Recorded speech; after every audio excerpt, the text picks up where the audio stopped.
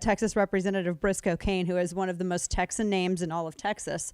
And he joins us via Skype. Beautiful day outside. Representative Cain, good to see you. And I loved what you had tweeted, because this was like after the whole mask mandate thing was going on, and the fine was like $250 fine. And you had said, get fined for not wearing a mask. I will gladly represent you for free. So I have to ask you, how many people have taken you up on that offer at this point?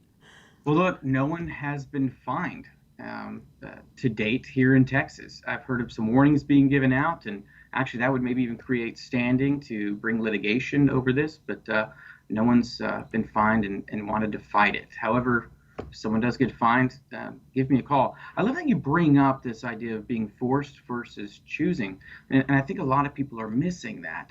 In fact, we see a lot of people talking about maybe the dangers of wearing a mask or how it does something with oxygen. Let's not get caught up in that. The question is, can the government force me to do it? Because what if for a moment we would pretend that wearing a mask prolonged your life and made you rich? Could the government force you to do it? And we, as people that care about personal liberty, would say no. And so it has to be a question of, can the government force us to do it? And then number two, that a lot of people seem to miss, is can the executive branch pass a law making me do that? In many states, our constitutional history of state constitutions are clear. The legislature cannot give that kind of power to an executive. Yet, because of the length of time it takes to get to the courts, those answers aren't being done. And so there's two ways of looking at it. Can you be forced to do this? Because a lot of people say, well, we make you wear helmets with motorcycles or seatbelts in cars. Sure, well, I don't like either one of those things being forced upon me. And it's also a It bad wasn't argument done by an executive. because you can choose to not drive a motorcycle, and you can choose to not get in a car, and you can choose to take public transportation. It's a completely illogical comparison.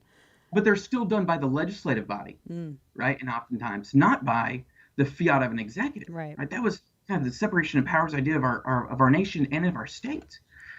So there's kind of multiple levels of problem here. Right. No, and I like that you bring up that how they always try to use that comparison as well, because I see that so many times whenever anyone pushes back against, whether it's a lawmaker like yourself or anyone in punditry or just even an average private citizen who's questioning this, especially as this discussion of schools reopening and some districts are reopening, some are still maybe reopening and not until later this fall, but that question of masks always comes up, and that's the thing that we oppose. And I have my own separate problem with people lying about the efficacy of cloth masks, which is a whole other issue. They try to act as though they're the same as the surgical masks or the N95s, which they're not. And I think that when you're talking about a mandate for masks, maybe, I don't know, showcase the effective ones that actually work if you're really going to talk about saving lives. But Let's pretend they were really effective, if they were perfectly proven to filter everything,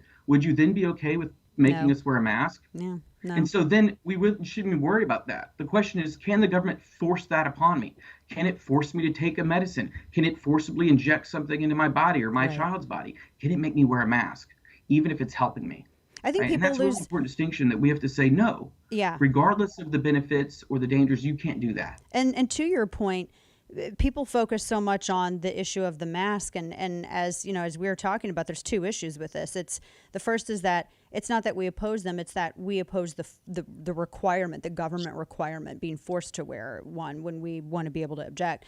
And the second thing too with this is that when you're the mask in this equation, in this logical equation, is a variable.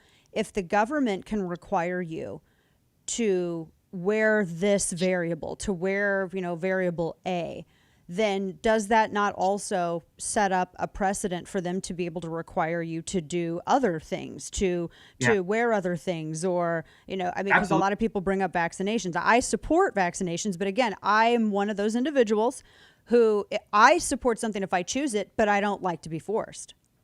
Exactly. And I'm the same way on that. And I think when people want to argue about the health or the downsides of them, get into a dangerous ground, because the question really ultimately should be, can the government force me to do it, even if it benefits me? And I would say no. But yeah, it does set a dangerous precedent. In fact, as an attorney and someone who reads a lot of case law, we actually see that when courts are debating whether the government can do something, they will literally say, well, and then this time we said they could do this, right? And they'll create a logical step, right? Where they're justifying government actions because of past actions.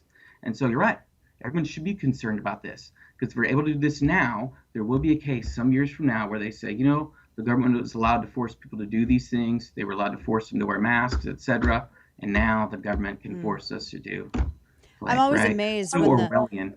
because I've seen people disagree with you on stuff like this on social media, and these were also the same people that completely supported the Paul Ryan's going to push your grandma off a cliff, and everyone is killing people if net neutrality isn't passed. I mean, those were the same people who supported those statements, and they think they want to ignore the nuance of this discussion. But to just walk that through, just because I want to bring that I want to bring that picture up. What else could this establish? Like what do you fear the most with the establishment of a precedent like this? Like what do you see realistically being the next step? Like today it's masks, tomorrow it's... I think realistically the next step is going to deal with medicine. It's the government's going to be either, not just on vaccines, but if we even continue to socialize it, they're going to be able to force us to take things for our own benefit, right? Because of a social cost, right? That I have to then, I don't know, take certain vitamins or certain medicines for preventative health reasons because they get to say so because it's about the greater good, right? This so-called social compact that's not actually American at all, right? We're about individualism, not this compact we have with each other forced upon us by government. We have that by our own choosing. Right. The government doesn't force us It's into not it, right? Forced by them. And so I think that's one of the directions.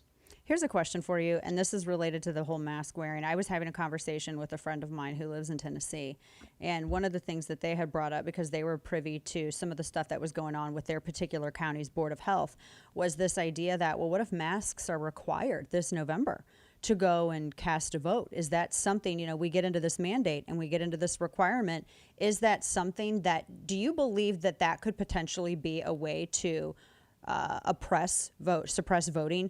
And if it's masks today, could it be later, like the vaccine, et cetera? I mean, is that something that worries you? And is there that you're aware of in, like, just because we're in Texas, and I encourage people to check their own respective states, but from your experience with Texas law, is there a protocol for dealing with something like that? Or because I'm just worried that we're going to roll up into November and we're not going to have this figured out, and this is going to be a fight. Yeah, no, that's a really good point. In fact, just because I think a rule like that would probably eventually be struck, the issue is courts take a long time, right? And so people would be oppressed or disenfranchised while that took place. Yes. And it's really difficult to stop because election contests happen so very quickly, right? Some liberals could get a judgment or an order the day before. And we're often, as conservatives, caught off guard because we don't abuse the court systems. And so it would happen. And even though eventually be held that they weren't allowed to do that, it's too late, right? And so people have to remain vigilant. I don't think governments are allowed to do that, right? You've got this right to vote and you can't be disenfranchised, just like I doubt governments right now that are saying people can't sing in church, right? That's probably problematic. It's yet to be struck. It probably will be held to be unconstitutional under their state constitution or the federal. But right now, the harm is being done. And sadly, with elections, that's a very short period of time. It is. We are seeing studies where people are not going out to vote. They're afraid, right? You may know, I as a campaigner, have met a lot of older folks who say, I don't vote early and I don't vote by mail. I voted on election day my whole life in person. And we're seeing some studies where those people aren't going to vote because of their fear of going to get sick. But they didn't mail in their ballots, so they didn't vote for us conservatives. Ooh. Yet the other side's cheating and coming up with all kinds of excuses for mail-in ballots, at least in Texas, where we don't allow you to vote by mail just because you're afraid of catching COVID.